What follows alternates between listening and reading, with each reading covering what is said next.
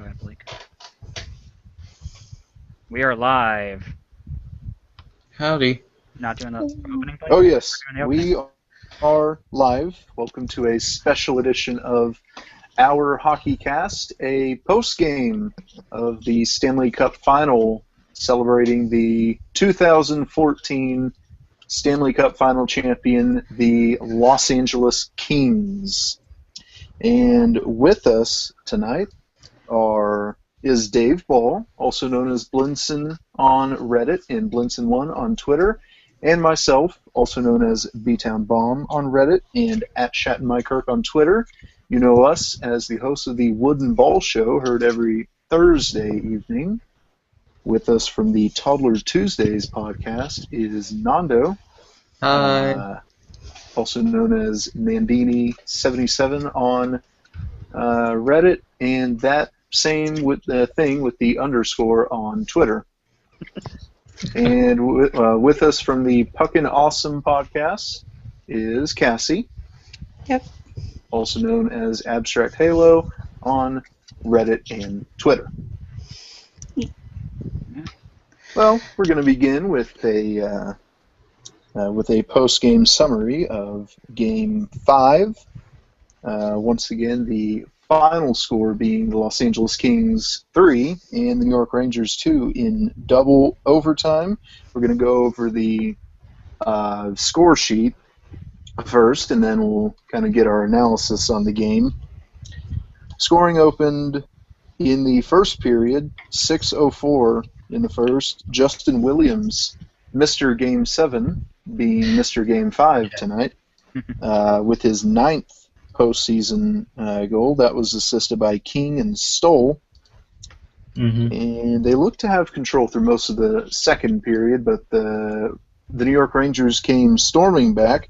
A power play goal by Chris Kreider, his 5th of the postseason, at 15:37 in the second. That was assisted by McDonough and Richards. That was a really nice pass, by the way, It was a very nice. for that goal. That setup Yeah, was... it was. That was beautiful. Much as I hate it. And shortly thereafter, 19:30 in the second, Brian Boyle got a shorthanded goal, his 3rd of the postseason, with an assist by Carl Hagelin. Mm-hmm. Quick was so out of position for that goal. Yeah, he really... Well, no, that Boyle shot was just mean in every way possible. Quick, so out of position though. Yeah. He was nowhere in front of the net like he should. You know, it really sucks, too, when you see that overhead camera of Quick, and he just, he was just standing at the edge of the crease. And, when that puck just goes flying into the net, he just looks so helpless. It's almost like he was, actually, not an elite goaltender like he is. I wouldn't consider him truly elite yet because he hasn't had consistency in his career yet. No. That's the biggest problem. He hasn't had consistency yet. Well, yeah, well, So also, I guess it's also safe to mention that now he's the goaltender with the best save percentage and the worst save percentage among all Stanley Cup winning goaltenders. I know one goaltender that could have beat him out if we won. I will never let this go. In the third period, the Rangers looked very defensive-like in the third period, I think, which is, I'm sure, what most of you would have noticed from looking at them just in the third period of the series. They were very, very defensive, and LA was horribly outshooting them in that third period. Marian Gaborik got a power play goal, which tied the game at 2. That was at 7:56 in the third. That was Marian Gaborik's 14th postseason goal, you guys. Wow. Oof. It was a very nice goal too. Oh, Doing what he needed to do and getting in front of Lundqvist and going through his 5-hole. Lundqvist has a very weak 5-hole, so if you can get any pucks down that way, you're pretty much almost guaranteed a goal. now Oh, yes. I also wanted to mention that during the second period, I started noticing that there was a huge trend of New York players only able to they were only able to get shots right on the outside of the point. Mm-hmm. So like they were barely getting shot, like barely skating into the offensive zone, and they were just taking shots as they could because they really couldn't get past the LA defense. And then most rebound opportunities were pretty weak too, as like LA was just boxing them out of like the entire slot, and then out of all like the really great scoring areas, except for the goal or the Boyle goal. That's what it was. Yeah. Yeah.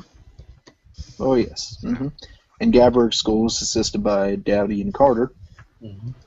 So we went in overtime from there. The first overtime, I know, Cassie, you tweeted how it was very stressful for you, and neither of these was your team. Yeah. I felt the same way. Yeah. I didn't feel the same way. I was flipping between baseball and hockey. Horrible fan, Nando. Horrible. Yeah. I mean, I had a rooting interest definitely in this game, so I was very nervous. Well, I mean, I mean, the problem was the Reds game was getting a little bit more serious for me than the hockey game. And how is this not that serious? okay. Say like a playoff game. All right, I'll give you a lowdown on the Reds game. So the Reds game, they opened up really well offensively. Everything went smoothly. Then Sam LeCure came into pitch, screwed us completely over, gave up our lead essentially, and then left the game tied. We replaced him with another pitcher, Andrusik. Andrusik came in, 3 pitches, finished the inning, and then everything else was just hoping that the Reds wouldn't screw up, and thankfully they didn't. We got Zach Cozart and Billy Hamilton, who were like playing amazingly and playing with like a really clutch mentality, and then they were able to get some runs in, and yeah, we won the game. Okay. I'm looking currently on ESPN right now, looking at a live shot of the Staples Center, courtesy of local affiliate KABC in Los Angeles. A lot of people are streaming out of the stadium now. A lot of very happy Kings fans, I would imagine, streaming out of the stadium. And for them, at least, celebrations continue on through the night, definitely. Anyway, back to recapping the game. The first overtime, as we alluded to, very tense overtime, very hectic overtime. A lot of chances for both teams. So many I think posts. the So many posts. the biggest post- chance though. The post was like The post was the real ridiculous. MVP. Posts for it was consolation. ridiculous this entire game. There were a couple of good chances from New York's side. How about Ryan McDonough? I think this was early on, at least, sometime in the mid portion of the overtime period. I believe they were on a power play. Yeah. How the one about that shook McDonough the just net. ringing it off the pipe there? The one that and shook you the saw net. him kind of jump up in celebration. Yeah, He thought he he had that one. I also thought he had that one. That one was Premature right there. celebration. Premature He did a little filling the leap as soon as he saw it hit the post.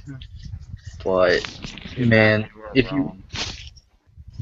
I mean, the post is just It just won the this- MVP award. Yeah, it did. It's just this awful thing, and it makes such a loud sound, and it just gets your hopes up for nothing. It's an awful thing unless it works for you. Well, no, it's just awful all around. They should just make it out of some kind of like soundless, like material, so that like hockey fans do not have to be scrutinized with like utter suffering. That's the best. Like the ping is a great noise. It's like I like the ping. I personally like the ping. I don't care for it. See, I like the ping as a noise, but as a symbol, it's pretty awful. All around. Oh. Somebody on Twitter Yeah. just reminded me what this also signals. What? Compliance buyouts can start. I thought they had to wait a week. They have to wait until Monday. I don't know. Mhm. And God, so many I people made the that Lundqvist.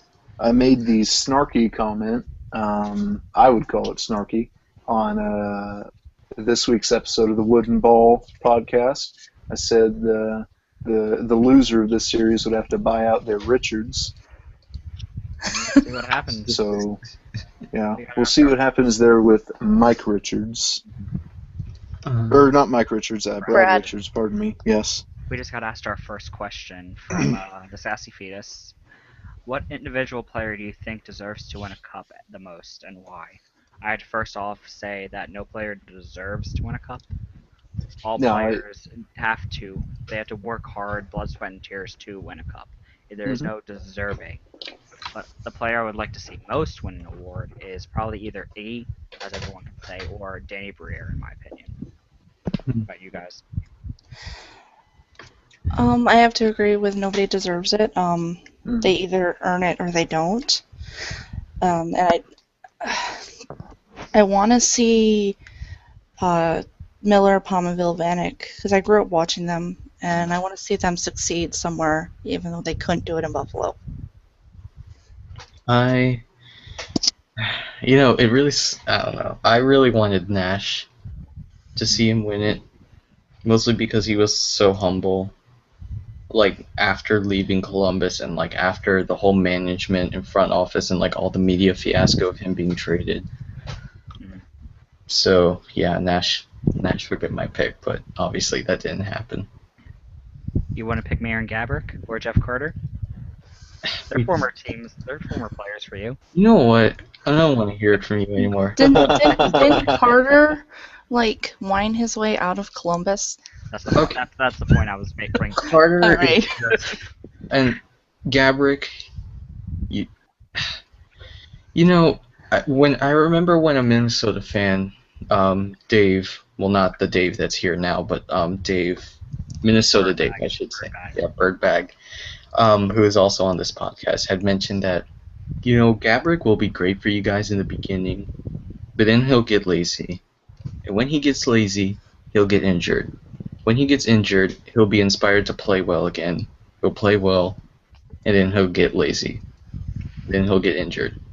And it's just a cycle the entire time. And I was thinking for, the 1 year that he was here in Columbus, I was thinking that was going to change, and it didn't. Everything just went into a cycle. And then he got really lazy, essentially. He got injured right before the trade deadline, and then we threw him out, traded him for some Nick Schultz, I think is who it was, or Fratton, that's who it was. Nick Schultz came from Edmonton, but gave him up. We got Fratton, and we also got a conditional pick because LA didn't lose in the first round. And then I was just thinking, it's probably going to happen again, that Gabrick's just going to be inspired to play well because he has a change of setting, and everything has a new inspiration, so the fact that he came this far kind of seems to over-exaggerate that point. Well, he could not be like that for the LA because of the teammates he's playing with here. Like, he just won a cup with these people. It could change his outlook. Like, he wants to stay on this team. He keeps constantly getting bounced from team to team because no one sees him as a hard worker and because he's injury prone.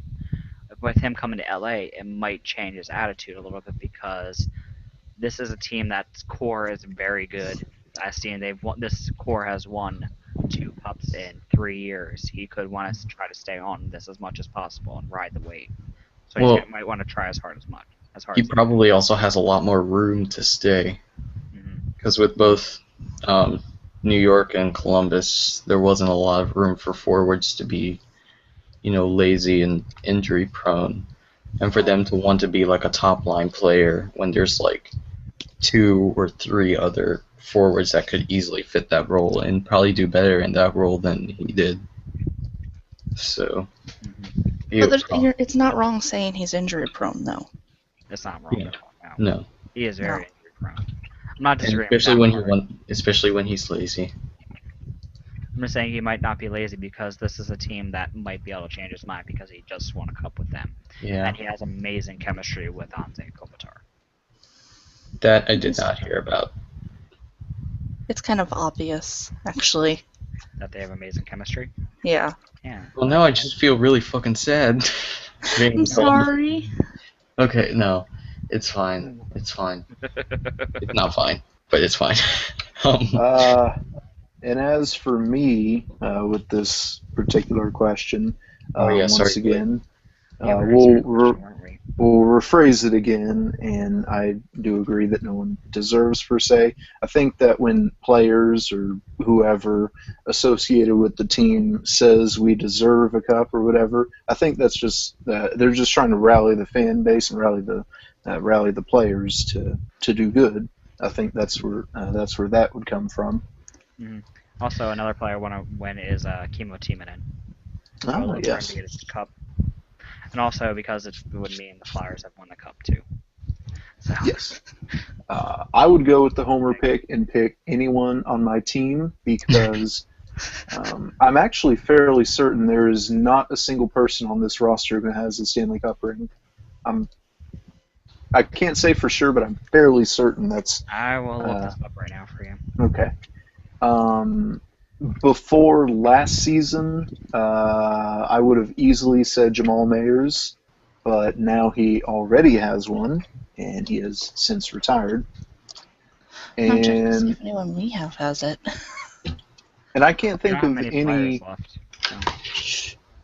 And I can't think of any other former Blues that do not have a Stanley Cup with other teams because, quite frankly, there's a lot of those, as much as it pains me to say that. I guess outside of my team, perhaps I would pick David Perron, also because it would be really neat to see Edmonton be good again, because I think at this point we're just tired of feeling sorry for him all the time. I mean, I don't really feel sorry. It's to the point now that I just want to overly criticize them in like a really fruitless manner. Just seems like such tiring work for me to do that. Yeah. I'm looking through your team and no one's standing out right now. Well, I mean, So never mind. We'll Okay. probably talk about this later. Well, Well, I was yeah. looking because I don't know if John Scott had one with the Blackhawks, but he signed with them the year after they won. I think. And Yeah. were almost all your players in your team drafted by the Blues? almost all of them, yeah. Because I'm looking through your team and it's just like St. Louis, Blues, St. Louis, Blues, St. Louis, Blues. I'm like, none of these people. Oh, when did you come to this team? We're trying for that built, not bought kind of thing there. And Talander came close with the Devils, and Ehrhoff came close with the Canucks. But no. I think the closest was Vladimir Sabatka was close. He was a year off from the Bruins win. Yes. And then there was also Wade Redden, who we traded to Boston to get draft picks, I think. And then he was on the roster. He was on the Bruins roster last year. I think you actually do have someone, Keith Aucoin. Keith Aucoin. I think he was with the Canes when they won. Oh, okay. Yep, John Scott signed with the Blackhawks the summer after they won the Cup, so he just barely missed out. He was a healthy scratch at the time as a black ace, so I don't know if that counts. Mm-hmm. Well, So. Back to topic. We strayed horribly off topic there, but we did answer the question thoroughly, so I hope you enjoyed that. Let's see, where were we? We were at the first overtime period, and we'll just go over that again. As you know, there was no scoring in the first overtime period, but it was very tense, very hectic. Good chances for both teams all around, and two that really stuck out to me. As I mentioned, when McDonough rang one off the post, and you could see him kind of do the, as Nando called it, the Foligno hop. He thought it was leap, hop, leap. It's the same thing. Well, no, it's the Foligno leap because their dad did it. And he did it pretty marvelously, gracefully at that. Mm-hmm. Sorry. I know it was in. I thought it was in. I would think a lot of other people thought it was in. I did not, But because there's no whistle, so I did not believe it was in.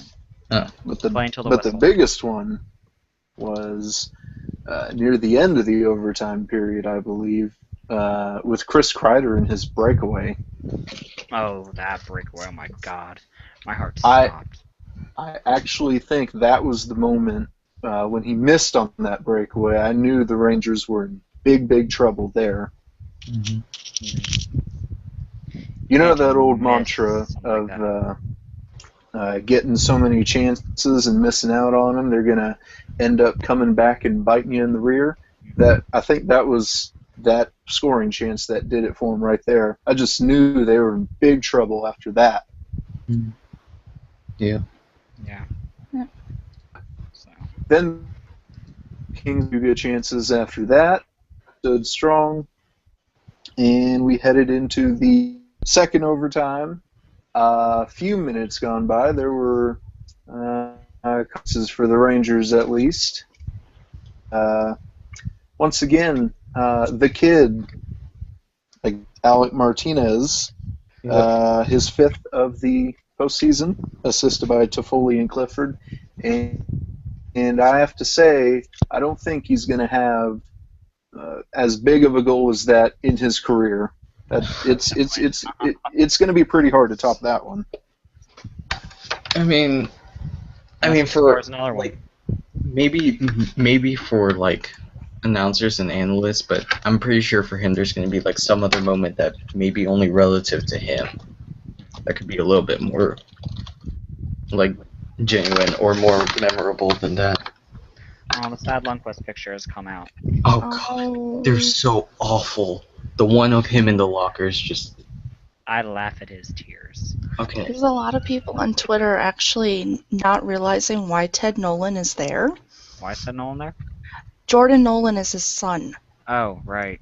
Okay. and Jordan plays makes for the sense. Kings. Yeah. Okay. Okay. that Oh, makes sense. oh yeah, there was. It was really painful for me, at least, to see Lundqvist just standing on the ice the entire celebration. I think it was more painful the moment the goal was scored and Yeah. He was still on there, his knees. And just kinda the agony of defeat. He's just like sprawled out on And- on the ice, and then he just gets up and just sits up and just it was awful. To even I mean, the willpower to the locker room. If that was me, I just would have. I would not have wanted to move. I would just have wanted to lay there all night long.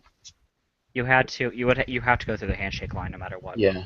It's not official until you shake hands. But and Mhm. it looked like he was crying the entire time.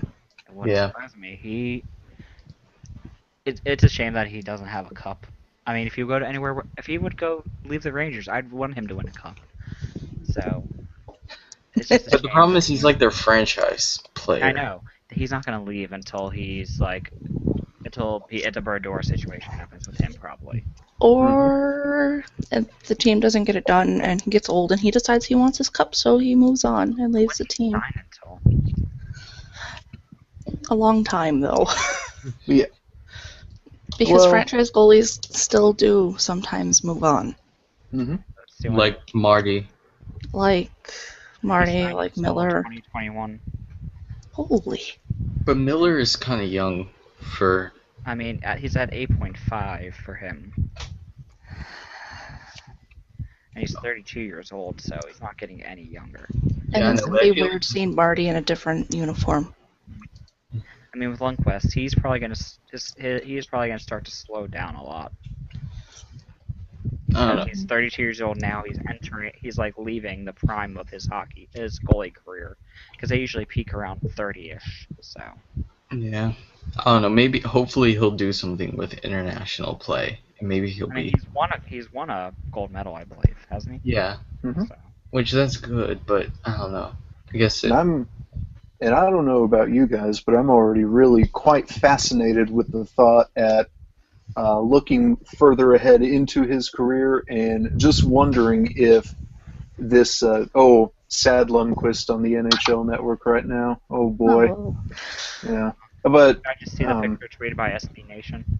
mhm. But Kings jumping on each other with Lundqvist face down on the ground.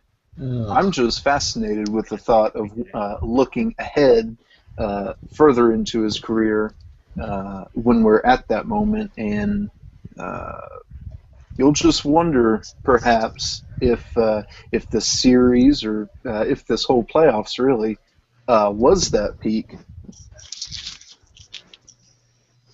Oh, We'll what see would? if the Rangers might start to break apart now with if they buy out Richards. Hmm. They have to pull someone up who might not be ready for that position. Then again, he was playing on the fourth line half the time, I believe. So who knows?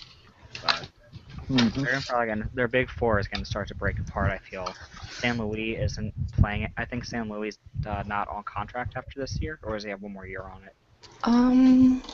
To the Holy Grail of contracts. Yeah, I'm on Cap Geek right now. He is signed until 2014-2015, so he has one more year. Yep. This year coming up. I know they have like 10 or so free agents coming up too. I believe so. Ooh, don't quote me on that, please. Oh, You know, no. if we had a They Rangers are. fan Oh my here, For the God. Rangers, They how are many? losing almost at the end of 2015-2016 season. They only have they only have 5 people on contract past 2015-2016. Ooh, 6 people counting Lundqvist. Sorry. ooh. Yeah. that's They have a lot of team being gone after that. San Luis, Stepan, Hagelin, Dorsett, Bassard, Kreider, Zuccarello, Boyle, Pouliot, Moore, and Carcillo are all done within the next 2 years for their forward group. oh boy. Then they have Mark Stahl, John Moore, Strawman, Diaz, and Falk are losing their defensemen within the next 2 years, with only Stahl going past next year. So if they buy out Richards going forward, the only long-term person they have as a forward is Rick Nash. Yeah. Oh dear God.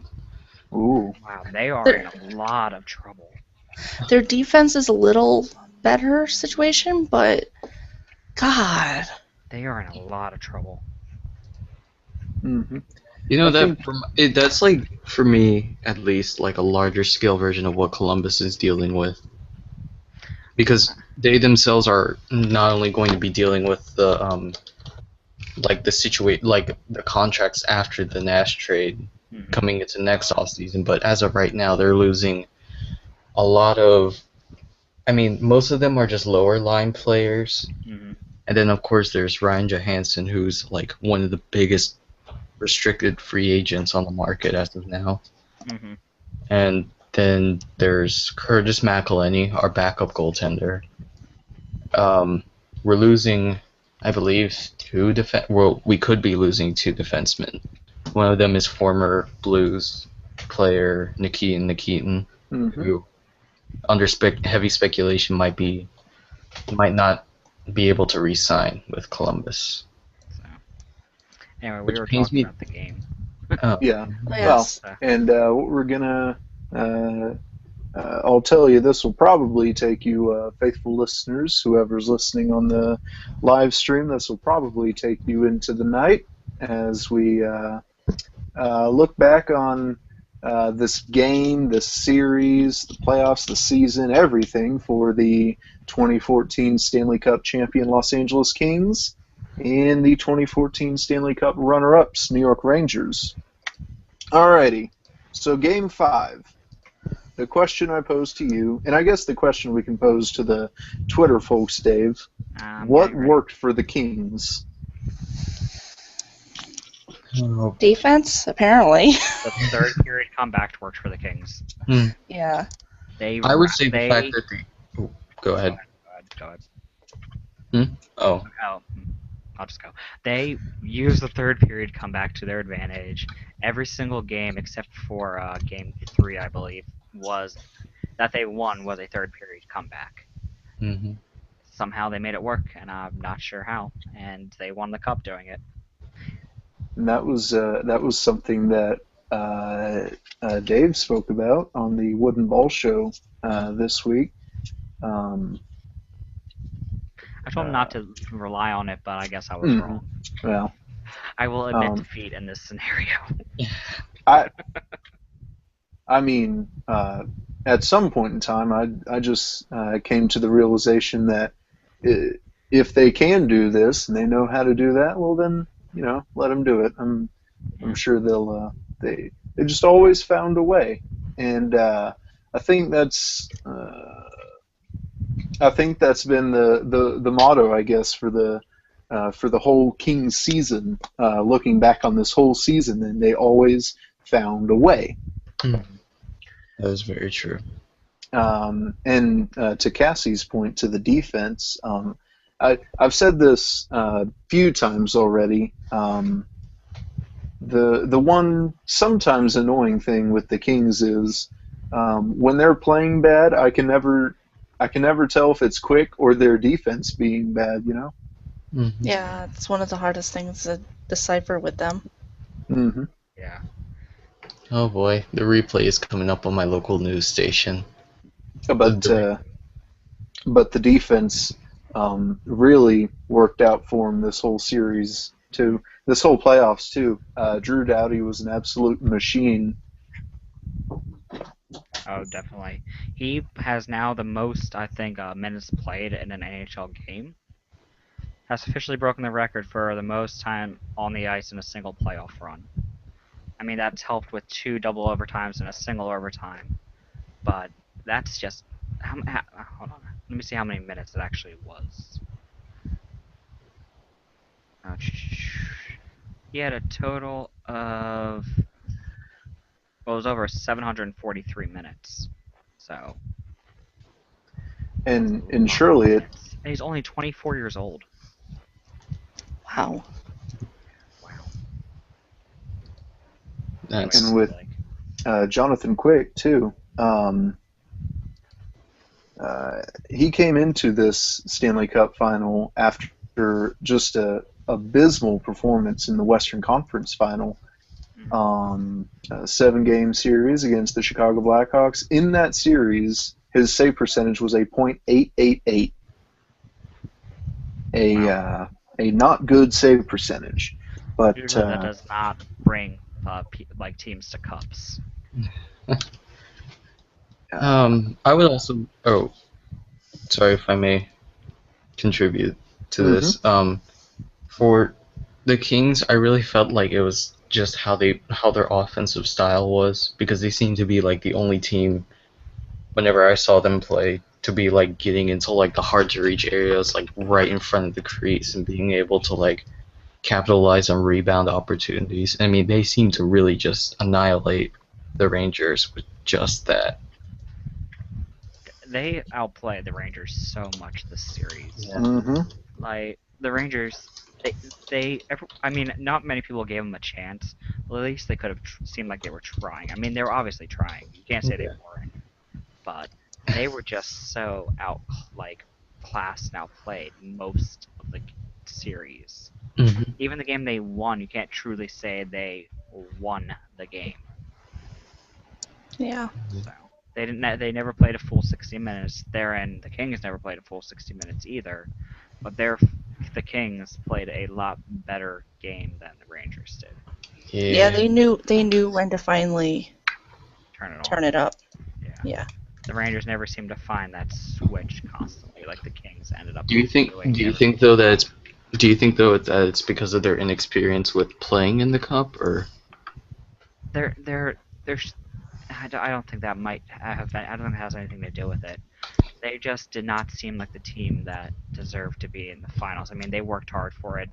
They got to the finals off their own skill. So you can say that playing in the finals is like playing. You should just know how to. It should be technically no different than any other game.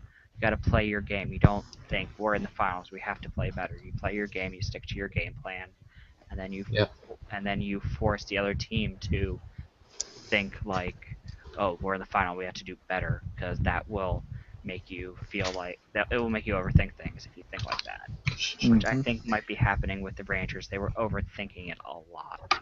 Yeah.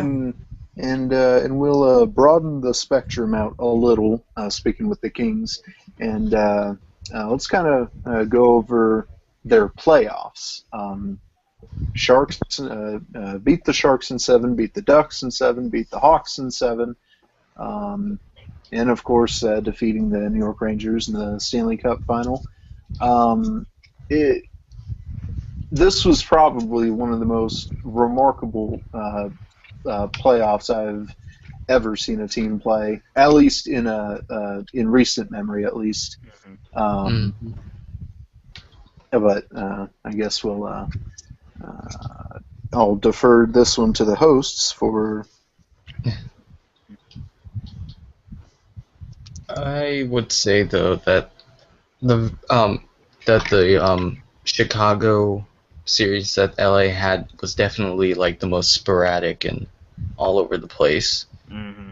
because it really seemed like you never knew what was going to happen in the game, because it could be like LA showed up, metaphorically showed up to the game, and then next thing you know, like the next game would be Chicago shows up, but then let's say the third game, both teams showed up and they seemed to play amazingly, and just like one slip up just Mm-hmm. blew open the whole series.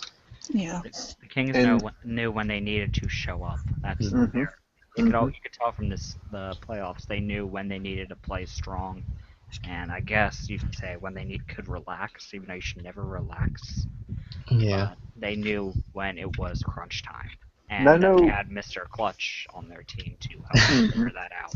Mhm. Yeah. And I know a lot of people are just about sold on the notion that first round against the San Jose Sharks, that was their turning point, and probably not turning point if that was the first one, their catalyst. I would agree with that. It's a type of situation that definitely like put a lot of energy into a team. You know, I'm a fan of a team that did it themselves, and it helped that lead them to a Stanley Cup final appearance. Yeah. It is one of the most it puts so much energy into players knowing we just made history. We Yeah. just won 4 games in a row. We swept a very good team. Mhm. It it helps build a team character and builds energy that to go flying right on. Yeah. And it was just incredible to me how a lot of people were just completely phoning the Kings in. I would probably maybe understand that because the Sharks were they were blowing them out of the water offensively. They put up 7-3 the first game or something. I think it was a combined 13 or 15 goals in those 3 games that they put up on Quick. But I don't know. I just never really felt a team like the LA Kings heading into the playoffs would eventually just get swept. I don't think I ever had that thought. They are too good to do that. They are definitely a Game 7 loss type of team. Yeah. And I would agree that that was a huge catalyst in what drove them to where they are now. But what really made them that Stanley Cup winning team, I think, was that series against Chicago. Many people said whoever wins this series wins the cup.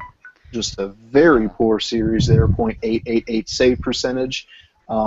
He was pushing himself real hard to just not play that bad, and the team once again they were rallying around him, and as Dave said, they showed up when they needed to show up, which I guess is also a testament that they just didn't overwork themselves too much, Yeah. Yeah. Also worth mentioning that tonight was the last night that Hockey Night in Canada would be on CBC. I never got to watch that. So 'Cause It's I'm probably in going to be on our hockey by tomorrow. Oh yeah. yeah, but Some- that's kind of a major deal for Yes. Canada. Canadians. Mm-hmm. Mm-hmm. So Wait, does this mean it's going to be the last time we're going to see Don Cherry's suit? Or. There's been talks of him moving over to the new area, but I don't think that's confirmed. Oh Yeah. boy. so there's that. So what do you guys think Canada of? already first lost Dan and Jay. Now they're losing Hockey Night in Canada. Yeah. All in the same year. Oof. Wait, was it in the same year or same hockey? Same Yeah. year. Same year. Really?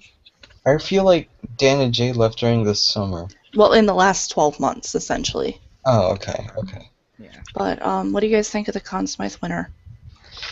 He was Mr. Game 7. He was there when he needed to be. He was Mr. Clutch. He deserves it. I believe for players on the Kings, he deserves it. I'll just agree with Dave on this one.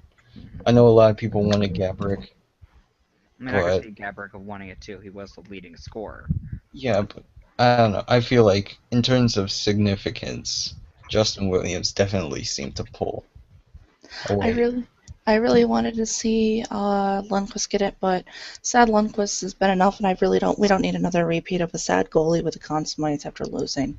Oh, We geez. need an updated picture. That one's like what, 11 years old now. We need an updated picture. I cannot imagine. His face must have been like awful. I mean, just I'm He just was- picturing it in my head, and all I can think of is just seeing like this man sobbing his eyes out. His eyes are like already bloodshot red. Beautiful man sobbing, yeah. Yeah. Mm. I mean, I just remember in the original one there was just like a frowny face, but with Lundqvist, I feel like it's gonna be worse. The thing with Jiggy's pictures was it was the dead eyes. Yeah. Everybody's the dead eyes he has. Yeah, Lundqvist is actually, he had his back turned to people wanting to do post-game interviews in the Oh, Yeah, I saw that too. Yeah. locker Yeah. room. That's Mhm. the picture I retweeted on the HockeyCast account. After I saw that, I closed my Twitter. And now we'll complete the widening out of talking about the Kings, and we'll just go over the regular season now. Hey. Uh, The Rangers Uh, started up with an up and down season this year. Yeah, they did. They And- were lost in the woods. Lundqvist was not playing up to Lundqvist standards. They were just starting out horribly. I would just also Our Metro Division did, but I would just also mention the Metro Division was kind of a circus. it was a fun circus though. It was a fun ride. It was totally worth every bit of it, but it just seemed like the only team that you knew were going to be in the playoffs were the Penguins, and then it was That didn't get very far. and then everything else was just okay. Who's going to be the next clown to fit into the little car? And But, thankfully, yeah. thankfully it was Columbus and not the Leafs. So yeah. or Washington. Well, Or Leafs aren't in our Or in division. the Metro. What? Well, I guess they were shooting for wild cards, so. Yeah. Yeah, they're shooting for wild card, but Leafs are not in the Metro. They are in Yeah. the Atlantic. Yeah. It should With not my be named team. that. It should not be named the Technicalities. Atlantic. but Y'all. with the Kings Maybe. regular season, guys, you know the Pacific division especially. That was a very tough division, you know, and it was most definitely, of course, the California teams' divisions to lose. Mhm. I believe Anaheim was the division winner there. Yeah, they were like they ran away with that Oh, yeah. division. Mhm. Hmm. Mhm. Definitely. And the Kings start the season really slow. If you remember that time in the season where Phoenix was in the top three, Really a time that when I was probably, oh yeah, they were there about a good week and a half or so. Hmm. And that's not only of Phoenix being good at that particular time, that's also evidence of LA not going on the greatest start there. Hmm. Yeah. But the turning point in the regular season, it's got to be the trade deadline when they picked up Marion Gaborik. That's kind of when Yeah, their top yeah, one. I guess. I Mhm. guess it was kind of a big deal. I mean, Okay. you just their had that top line feeling, kind you of know. had that chemistry. Hmm. You just had that Gabrick feeling and that, Kopitar were yeah. amazing together. Mm-hmm. So. Oh, I would also mention that Phoenix was a really threatening bubble team. Oh, Not yeah. not only for their Well, division, but for the entire Western Conference. They always are. They're Yeah. always that bubble team that you don't know what they're gonna do. and then I they, think if they had Doan, most of the year things might have been different. But he But was then- out with that. Their season ended like gloriously with the the last game of the year was going to be the decider on who's going to go to the playoffs. But then I still would have loved to have seen Stars that. won a game or something. Yes, Yeah. but the Stars beat St. Louis. Yeah, like you're supposed to do one yeah, thing. Your team was supposed to do one. that was during our fuck it, we're in the playoffs period though. Oh, you mean So- the one where you just take like a chill pill, essentially? Yes, we Flyers did the same thing, and it was horrible. we had the Central Division in our hands, and then You we Oh, decided to rest for the playoffs. Oh yeah, I remember didn't that. have your team get hurt also. Yes, a whole lot of our team got hurt. I think though at one point in the series against Chicago, they were all back, so everyone's all healthy again. But we'll kind of backtrack more, and we'll to this game 5 tonight. And now we'll focus our attention to the New York Rangers. And the question I posed, Dave, to the Twitter followers, Got it. I guess whoever is on Twitter and listening, and the question I posed to my fellow co-hosts, what didn't work for the Rangers? They were so sloppy on their power play and so sloppy getting things out of the zone. So sloppy. That and their big four did not step up like they needed to. Yeah. Rick Mhm. Nash was nowhere to be found. He was not the $7.8 million man he was supposed to be. Brad Richards is not worth his money. Stepan has a broken jaw, so kind of let him go for a little bit. And Martin and San Luis kind of just disappeared after the first couple of rounds. I don't know. I feel like part of it had to do with just like, okay, so I'm gonna try and mention something else that no one else had mentioned, but like, I feel like passing was just such a hassle for them. Yeah. And Yeah, they were. yeah. They were Mhm. yeah. And I should also mention, I think Cassie had mentioned this earlier, but transitioning was pretty terrible. Hmm. Like, especially when they would try to get into the offensive zone, it's usually just like a dump and chase. And Yeah. especially in the LA series, it just seems like, are you watching a playoff team or are you watching like the Edmonton Oilers play a game? My Because- boyfriend sat there and he's watching it. He sits there and he goes, "They remind me of the Sabres. Nobody's giving a shit except for the goalie. Yeah. It was so messy." And he's kind of right. So true. If you're being compared to the team that finished in 30th, Yeah. That is very And true. didn't win the lottery. Sorry. I Yeah. was going to mention. Yeah. And another big issue, something I noticed the Rangers do a lot whenever the Kings would go from the neutral zone to the offensive zone, they would just let them just blow through their full speed. Oh yeah. They didn't time up or anything. That's definitely something that you have to. But now shifting focus to the series as a whole,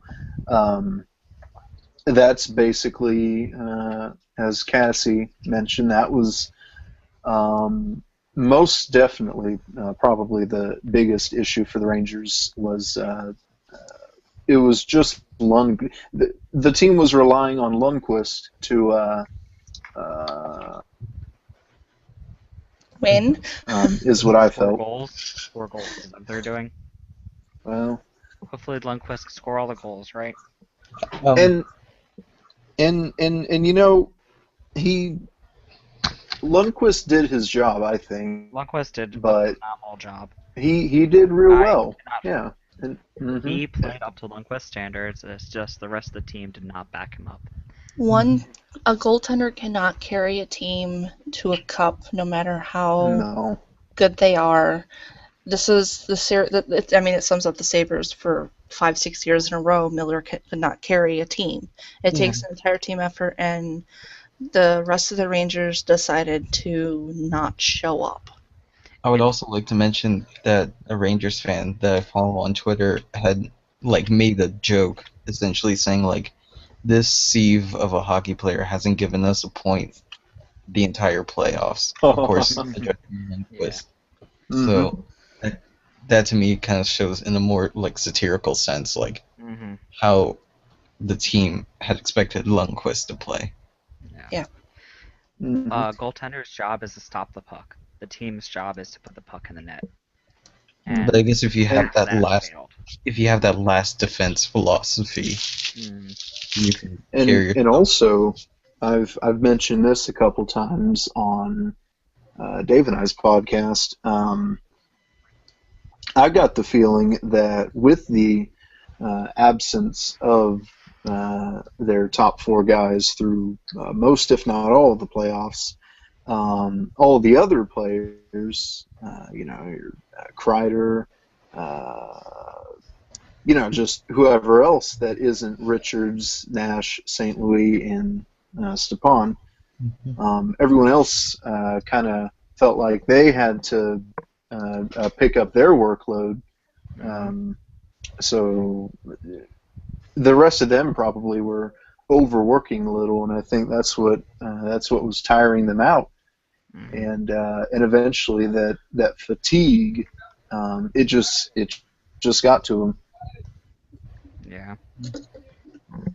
So, Now shifting to the. Oh, we have yeah, go response ahead. question. Amber, she said to us, what didn't work for the Rangers, and it was that force field around Quick's neck did not help them out. I think Because Lundqvist also there is a needed force a field. bigger snow fort. No, fortune, I got the Conn Smythe trophy. Anyway, go ahead.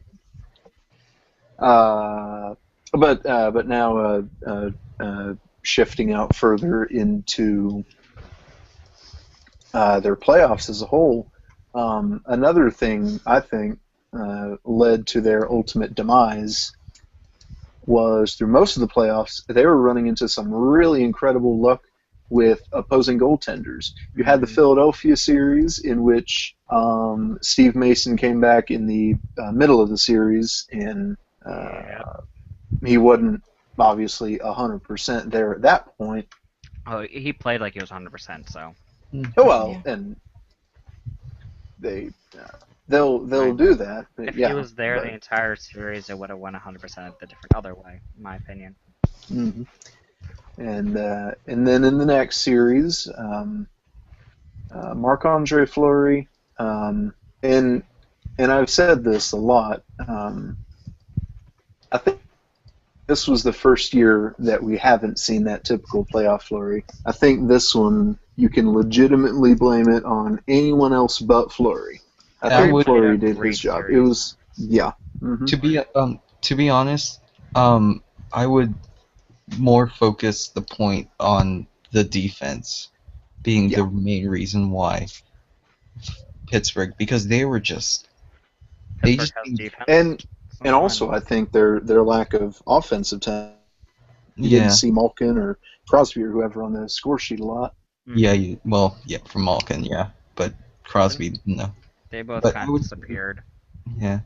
I would say, though, that the problem with the defense was, they were always for some reason, Pittsburgh just relied on them for being the transition players. And then they just seemed so frazzled, and they just threw the puck around as much as they could, and they were just turnover machines. And it really just put a damper on Marc-Andre Fleury because he was making some great the entire playoffs. Mm-hmm. But hmm And I think on top of just a bit of a goalie luck with Fleury there, the team just really rallied around Marty, and they had the plan that they were going to win this whole thing for Marty. oh yeah, And they come back from the brink from 3-1 deficit, and they come back from the brink of elimination, and they take that series. And then Montreal, and the biggest goalie luck of all that they could have run through, with Carey Price being out with an injury there. Mm-hmm. I mean, nothing against what was their goalie? Tokarski. Nothing Tokarski against played really well. He even played stole very a game well or two for them that series. He Yep. played very well for someone that was a backup. A backup's backup, basically. Yeah. Mhm. He was their third or fourth string? Third string, I believe, Third string. because Budai was their backup. So, but he played very well for what he was. he did. hmm And I will say, I did mention this before on Dave and I's podcast. I am shamelessly plugging our podcast so much in this episode. Bear with me. I think had Montreal won that series and gone to the Stanley Cup Finals, I just think they would have been just absolutely steamrolled by the Kings, because that series with Boston, that was just so physically taxing on them. They were just so tired when they faced New York. But had they had that little bit left in them to beat New York, I still think they wouldn't have had enough to beat LA. See, No. I think they would have put up a way better fight than New York. They probably would have put him. I feel like they would have. Yeah. Oh yeah, with Price probably being back from his injury at that point, probably would have helped out a little bit there. But Well, Price also hadn't have played in, 2-3 weeks? well, yeah. That might have Yeah. factored in. hmm I mean, but no. with the Canadiens, it's easy to shut their team down because you shut down Subban, you shut down their team. It's not like Pretty the much. Rangers where they can roll the 4 lines. Where if you shut down one line, you hopefully one of the other 3 lines can step up, because they have a very deep forward. They actually have a deeper forward court than I thought they did. Yeah. Mhm. And that seems to be the case coming out of with most of the teams that ended in the West. I mean, obviously, Avalanche didn't have it. Wild didn't have it. Sharks, I don't know what the hell's going on with the Sharks. No, I don't think the Sharks even know what's going on with the Sharks. Essentially, most teams in the West have more than one line. And that's why you need to win a cup. You can't just rely on one line to go all the way through. You need those 4 rolling lines to be able to win.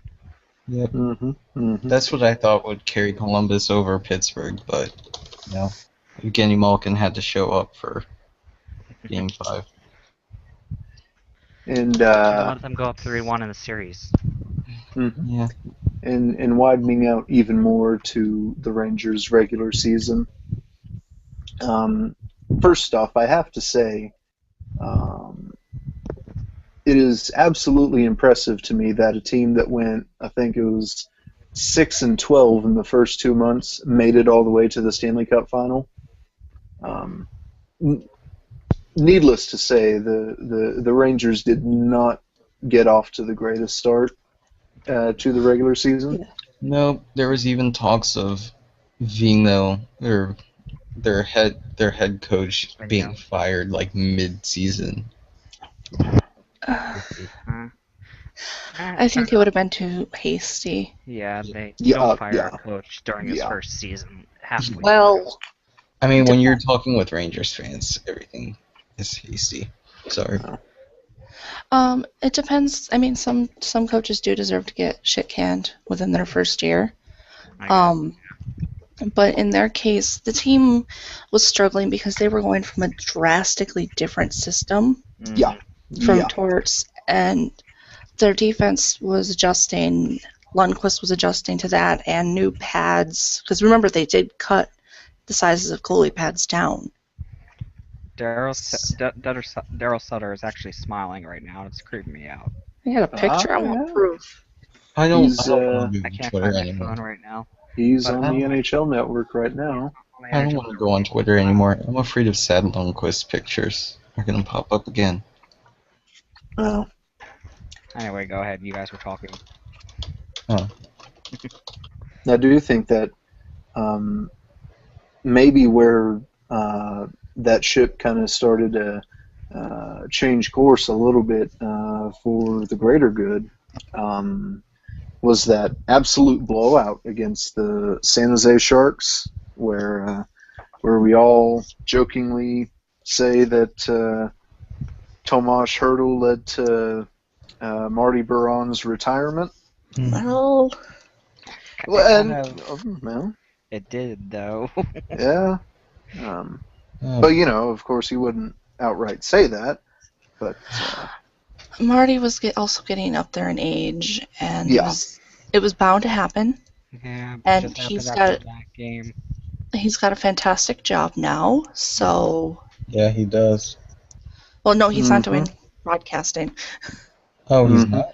No, he's the director of goaltending development for the Harbor Center in Buffalo. He's working in the Sabres organization. Oh. and he's wow. also I on the NHL Network broadcast for tonight. Ah, okay. Yeah. No, I really thought that he was just gonna stay as a broadcaster. Nope. I guess He's that was- working with younger people in the hockey academy. So Well, that's Mhm. good. Mm. Has He a was very Now- interesting career. hmm And now we're gonna shift talk here into what's ahead for these two teams. This segment is basically going to be a taste of what, again, shameless plug, the Wooden Ball broadcast. What we're going to be doing through the off season, looking at team previews and reviews. We're going to talk about what's next for New York and Los Angeles, what we think they're going to do, what they should do in the off season, and we'll start with New York. What can New York do? They could, first off, try to resign almost every single one of their players because they were all almost gone. Mhm. I feel Mhm. like what they're going to try and do is, first off, prioritize. Or no, not prioritize, but find out how much does each player want. yeah, well, they have 17 mil in cap space to work with. Yeah. I don't know. I just feel like there's going to be something along the lines of them either prioritizing or figuring out who wants how much money, and then They have 11 free agents coming up. 5 being restricted free agents, and Mhm. 6 being unrestricted free agents. So they have to do that. 17 mil in cap space, I think you said it was. Yeah. Is not going to go that far with all those players. No. Well, we could easily see them letting Carcillo walk. He's Oh. one of those. Yeah. He's Dave, let's disposable. let's go down that list of the UFAs and RFAs real quick. Their RFA for forward group they have to resign this offseason are Derek Brassard, Chris Kreider, Matt Zuccarello are their restricted free agents. And their unrestricted free agents are Brian Boyle, Pouliot, Dominic Moore, and then Daniel Carcillo. For their Now, out of the UFAs, I think two names you could probably easily see back in New York: Boyle and and Pouliot. Yeah, they were both really good this series. Mhm. Yeah. Pouliot was amazing this entire playoffs, and then Boyle turned it up this season.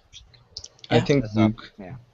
I think Zuccarello should be also mentioned there, but that's just... He's a restricted free agent. Yeah. He's restricted. Yeah, Okay. that's We're just different list there, yeah.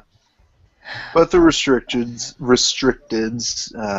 definitely Zuccarello. He, I can see all three getting re-signed actually for their forward group. who are those? Who are That's those where all their three cap again? space is going to get eaten. Yeah, Derek Brassard, Chris Kreider, and Matt Zuccarello. Oh yes, definitely. All Mhm. three are going to get re-signed. Yeah. I think they all three did really good in these playoffs. Of course, Mm. if I do remember correctly, I probably heard a whole lot more of Brassard during the regular season, but he was still a big piece in their playoff run. But you need people in the regular season to get you to the postseason. So I guess that's where Rick Nash comes in. yeah. Oh, there's oh, sorry. I don't want to mention this now because this is a bit off topic. Yeah. Sorry, go ahead. Guess we're going to the defensive group now. Yes, They have defense. 2 restricted free agents and 2 unrestricted free agents. The restricted ones are Justin Falk and John Moore, with the unrestricted being Anton Strollman and Rafael Diaz. Now that one's I'm That not one's really a sure more what any of them would do. interesting group for me. Yeah. They're all Mhm. bottom pairing defense. So Out of the 4, who are those think 2 that- restricteds again? Justin Falk and John Moore. Oh, okay.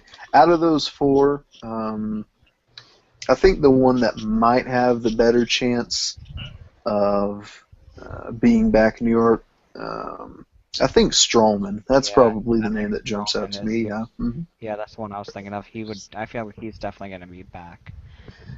Well, I'm going through Hockey's Future to check their prospect pools.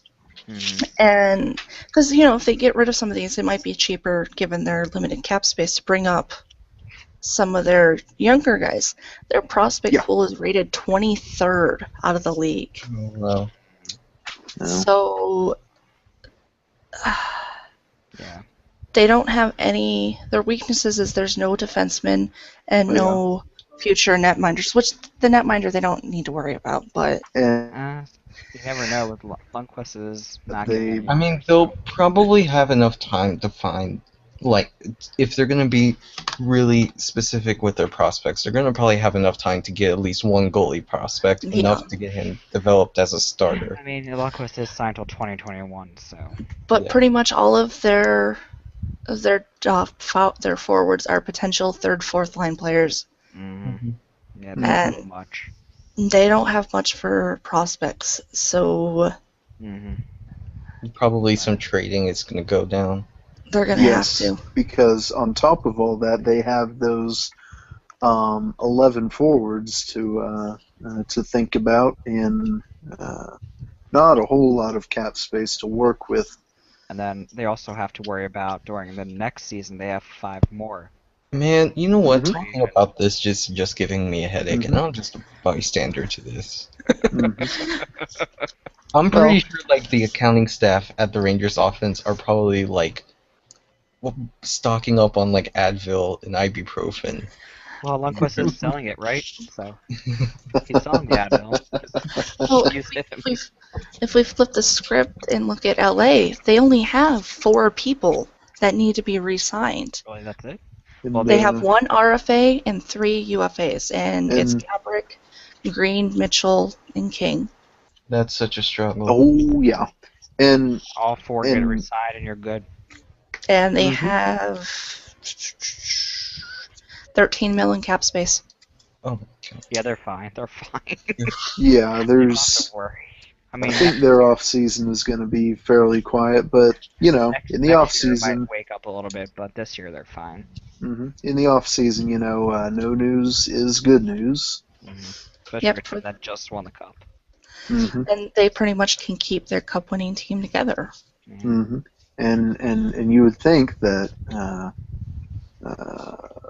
teams that win the cup, they'd want to keep a whole lot of their players, but a couple good examples would be the last 2 cup champions for Chicago.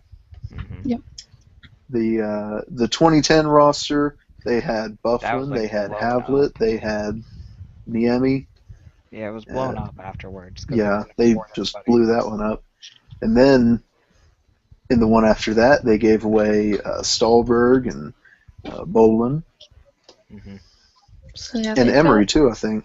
Yeah, Um, Emery came to us. So, Mhm. though he was just the backup, he wasn't that important. Mhm. So most of the time, the point is Stanley Cup winning teams would have that tendency, I guess, to kind of blow up their rosters more. But I think with this Kings team, this might be the exception to the rule, I think. Yeah, they have. I mean, they have no glaring reason why they need to. They have cap space, so they can easily re-sign the ones that.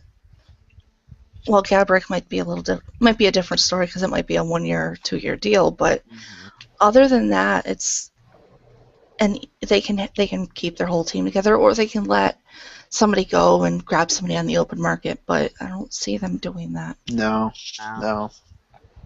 I think they're gonna keep the team together just the way it is. And New York's probably going to have to buy out Brad Richards in order to have cap space to rectify all of their other contracts. Yes. So Especially if they want to get like someone who like maybe on the bubble in their situation. Well, they tried that with Richards. He was kind of a bubble, pretty good player. And then, look what happened with him. No player should want to go to the Rangers because their careers die there. I don't know. There could be other teams. No. What team kills more careers than the Rangers? Toronto. Not the same way. Toronto signs players when they're already bad. Rangers sign good players. Columbus used to be that team. Yeah, but then you guys started to get confidence. So. Well, no. What we did was we just got rid of all of our expensive players, and and you also got a goalie that started doing real well real fast. I don't know what the problem with Steve Mason was. No, okay. The problem with Steve Mason was he needed to leave. Just like Bob needed to leave us. He was not that great with us after his rookie year. So It depends on and goaltenders do better in certain teams, in certain environments, and Bob couldn't. I think that was handle a trade that worked out for both teams. I think For you They guys. traded for each other. no, they didn't. It was just Thanks all. for taking Michael Layton, I guess. Yeah, we got Layton, and then he just left for the KHL. Yeah. Which was really weird because we could have really used him well as a backup because our backup goaltending. No. Looking at other teams that the two teams that barely made it, do you think Chicago and Montreal will be making any major changes? Chicago, no. Montreal, maybe. I don't know. I feel like Montreal's going to be looking like soul searching for some kind of support. Well, they're going to be soul searching for cap space to re-sign all the contracts they need to re-sign. Oh yeah, that's right. They have 11 unrestricted. I know Cassie is $26 million in cap space. I know Cassie is a big proponent of this, but or opponent, I guess, depending on how you approach her with this. I do think Montreal may be getting rid of Vanek. That's just my feeling with that. They have already come out and said they are. Vanek will not be. So Vanek is just going to be this free-floating spirit, I guess, for the rest of. No, he's going to free float his spirit to Minnesota and stay. No, he's going to come to the Flyers. He's not going anywhere near Columbus. I can make the argument for Minnesota. Why have Vanek when you can have Molson, who's basically a cheap man's Vanek? Yeah, that's what everyone wants. That's what we kind of want more, actually. Just to make a frame of reference why Vanek has had such an expensive contract, the year that he got signed to that contract, the same year Briere and Drury walked from Sabres, the Oilers made an offer sheet to him for that contract. Buffalo was not about to have another player Another one of their good players walk. So they signed and matched. That's the only reason his contract is that massive.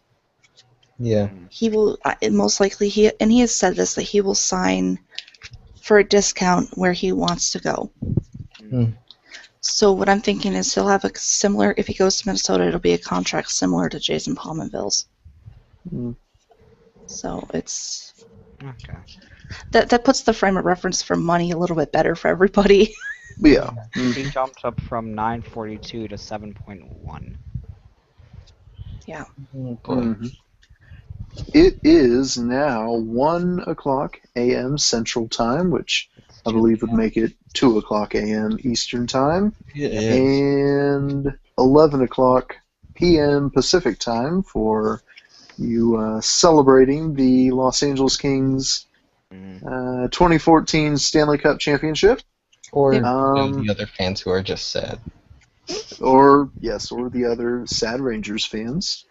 Or, other teams. My advice to you guys is to just go to bed. Yeah. Just don't sulk. And for the Kings fans, just go wild. Just go have a blast. Don't worry. Please do- don't worry. If you Do plan it- on drinking, make sure a friend knows. Check in on Yes. you so you don't get alcohol poisoning. Or, Yeah. drive drunk. That reminds me, we had to check on Gamboa, see how he's doing. And, that's right. and, He's in the West Coast. and try to keep your celebratory activities within the realms of legality. Mm-hmm. We For don't sure. want any cars flipped over or anything like that. This is in Vancouver. Harmed Um, persons should not be seen or heard of through our Yeah. news broadcasting. Yeah, but from what I see from the various images outside Staples Center, they look fairly civil and celebratory. But I believe those are all the topics we have run out of those. So we'll probably spend the last I'm surprised we went over 10 an hour. Wow. We'll probably spend the last 10, 15, 20, however long it's going to take or so. We'll spend this final time just talking about our final thoughts on, I guess, the series, the season, whatever you want. We'll start with Dave. I had to say this was a roller coaster season. From my personal team standpoint, we were 30th in the league, and then we made the playoffs, and it was such a fun season. I'm very sad hockey's done. I cannot wait until October for this to all start up again for another roller coaster season to start. Oh, I'm telling you that Flyer season was really fun to watch too. No, it wasn't. It was It- horrible. Well, I would agree with Dave. and I guess what I enjoyed most about watching the Flyers this season was their overcoming of adversity that they had at the early part of the season, and the promise made by Claude Giroux. That was really good. I think that was a captain doing captain things. I mean, anybody can. Everyone laughed at him too when he did. Yeah, and because everyone can say, yeah, I'm going to take this team to the playoffs. Let's go. But to actually end up doing it, that's a whole different story, and it's a really fun story too.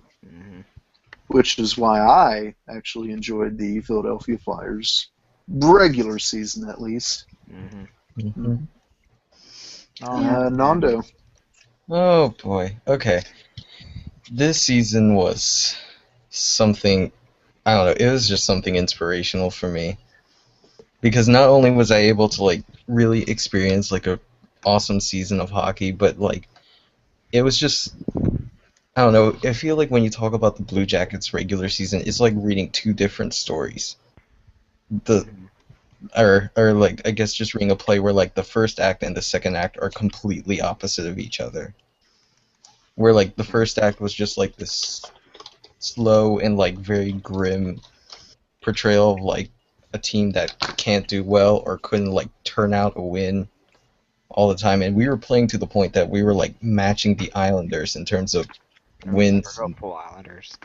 Statistic wise, we were pretty similar to the Islanders, and then in the wintertime, we just pulled something magical. I guess it started with Bobrovsky's groin injury that we really started to pull together as a team, and then we had that awesome 8-game winning streak, and then having to fight till the last, almost the last game to get into the playoffs as a wild card team, and that was pretty great.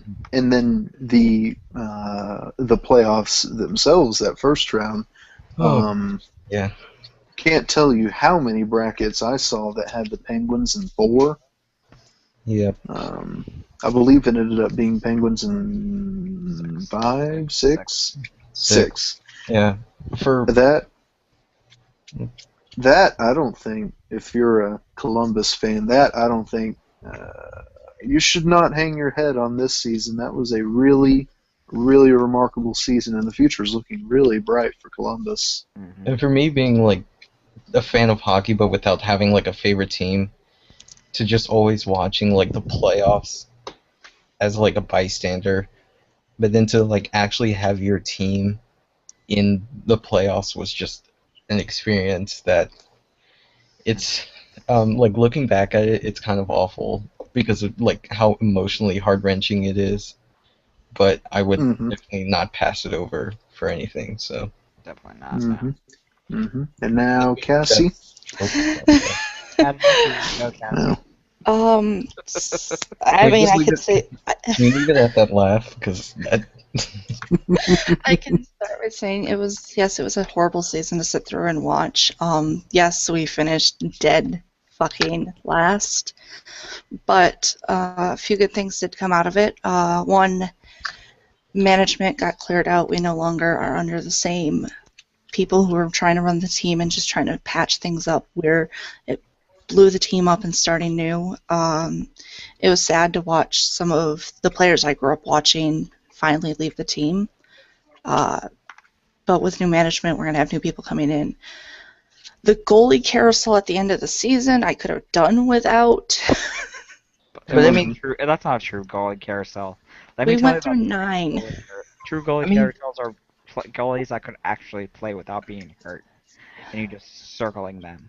Yeah, no, ours were just all injured. But I guess if I may, like Sure. the only thing that I see positive in that is that you have a really amazing goalie prospect pool. oh yeah, we do. Oh Because yes. I mean, it's like even surprising, at least for me, to see that like a team besides their starting goaltender and their backup have at least one prospect in the future. That seems extremely hopeful. But for like a situation like Buffalo has, they could create like a starting goaltender for other teams with how great their goaltenders are. Yeah, we have great goaltending depth. And to put it in reference is before Miller was traded, our backup goaltender had a silver medal in the Olympics and carried his country to gold at the World Championships. Yep. So it's not like we are sitting on somebody who's not capable. It's just Mhm. we had somebody in front of him. We have our draft. We have second overall. We have 10 first and second round draft picks over the next 2 years. We have a GM who is blunt with the media and has a plan. And we have a coach who somehow inspired Tyler Myers and Drew Stafford to start playing better. John Scott scored a goal, and we had the butt goal. So the season, I mean, it was a shitty season, but the future is very bright. Yes. Yes. And And then with Dave, or not Dave, but Blake. yes. And lastly, with me, a couple things. First, I guess I'll touch on my team season and talk about that, as has been the theme here so far.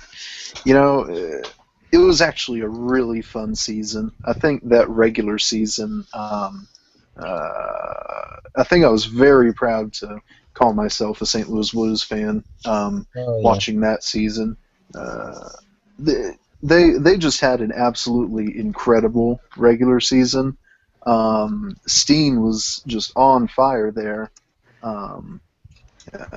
It was a shame to see him flame out there, though. That Steen Backus Oshie line, though, that whole line, that was absolutely incredible, I have to say. Our incredible record against the Central Division. I think the best record we had that year was maybe 20-0-1 or something like that. I know it was around 20 wins, only one overtime loss. That was a shootout loss to Winnipeg.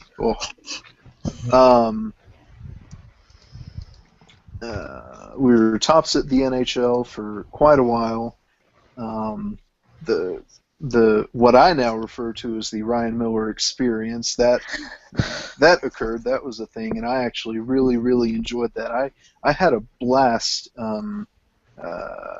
Just watching my team on the national broadcast and pointing to Miller and saying, "Yeah, that guy's on my team." That was really fun. Yeah. But you can't wait for that jersey to come. Oh, I'm quite looking forward to it, actually. I told you as soon as you got that jersey, I know. it's not gonna come back.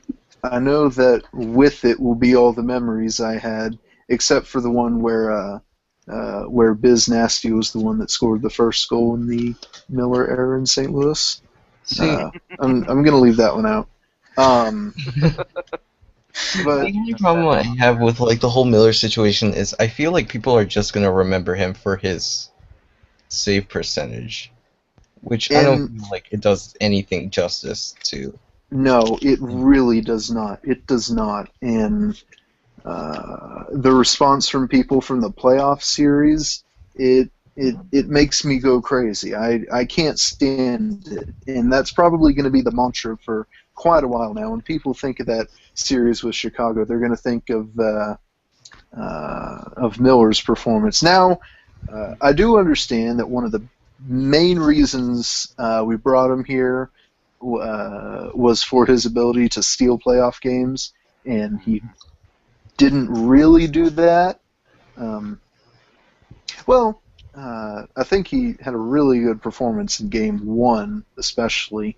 But I think it was Game 2, though, when Maxime Lapierre had the save of the game.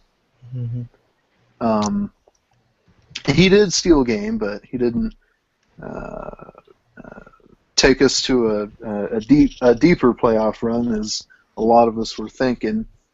I get that, but at the same time, when your team goes 2 for 39 on the power play the whole series, yeah, I don't really think the entire onus would be on the goalie there. Yeah. No. I would also like to mention how oddly coincidental the entire series with the Blackhawks was, because I remember like reading a stat that like Barrett Jackman had scored the game-winning goal in almost the exact same situation against the Blackhawks, and I believe it was like an OT goal or something like that.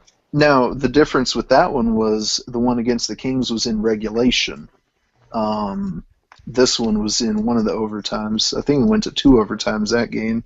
Mm-hmm. That was the big difference there. But I think the spookiest coincidence was Game 5, I think, when Pietrangelo scored the tying goal with an assist by Schwartz. That happened both times. That was the other. That one was like, whoa.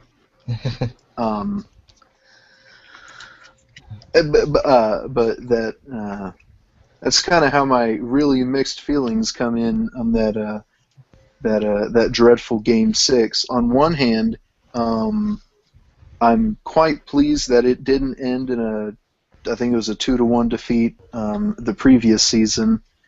Because had it ended that way, I would have never heard the end of it. Yeah. But at the same time, that loss was just brutal. Oh, I couldn't stand that, and it was a day game too, so I couldn't just like go to sleep afterwards. And then my Stars lost that same night, so I would like to forget that day forever. But my last thing. Regarding this Stanley Cup final, after this broadcast, I did inform the co-host of my plans. One of my favorite pastimes, I guess you could call it, when a team wins a championship in any sport, Super Bowl, NBA Finals, whatever. I'll see if one of the local channels will have a live stream of their coverage of the celebrations, because I think that's really fascinating. I guess to see how they're covering it, how I guess just what the overall reaction is to that. And with the LA media, I know they get a lot of flack for for the Kings taking a back seat to a lot of the sports teams there. But I was really pleased. I tuned into KFI, one of their oldest radio station in LA, I think, one of their most popular, right after the game, and there they were with they stopped all their political talk, whatever. They stopped all that. They were wall to wall, I guess, with Kings coverage, and that was really neat. So that's what I'm going to be doing when we sign off here. Okay. Sounds good. Mm-hmm. Right. I'm probably just gonna hit the sack because I have to do a lot of crap tomorrow. Alright, so. Alrighty, this was the special edition of our Hockey Cast. Once again, the final score of our post game: the 2014 Stanley Cup champion Los Angeles Kings 3 and the New York Rangers 2. Once again, the final rundown of our hosts for you tonight and into the overnight hours. We have from the Wooden Ball Show, Dave Ball, also known as Blinson on Reddit and Blinson1 on Twitter. And we have me, Blake, also known as B-Town Bomb on Reddit and at Shattenmykirk on Twitter. From the Toddler Tuesdays podcast, we have Nando, also known as at Nandini77 on Reddit and at Nandini77 _ on Twitter. And from the Puckin' Awesome podcast, and I think the Hump Day, don't you do that one? Nope, I just do Puckin' Awesome. Oh, okay. From the Puckin' Awesome podcast, formerly the, I forget the old name of it. Yeah, it was Heels Heels and and Hockey Hockey, for that's for what it one was. episode. Yeah. From that show, from the Puckin' Awesome podcast, we have here with us Cassie, also known as Abstract Halo, both on Reddit and Twitter. And you can follow our HockeyCast on Twitter at our HockeyCast. You can subscribe to our subreddit. Dave, I keep forgetting the name of it. Is it Our HockeyCast? Yes. Okay. And you can join us on our website, ourhockeycast.com, and also our YouTube, Our HockeyCast, where we post every episode we broadcast. Yep. And this has been Our HockeyCast, and we are signing off. Bye. Night. Have a good night, everybody.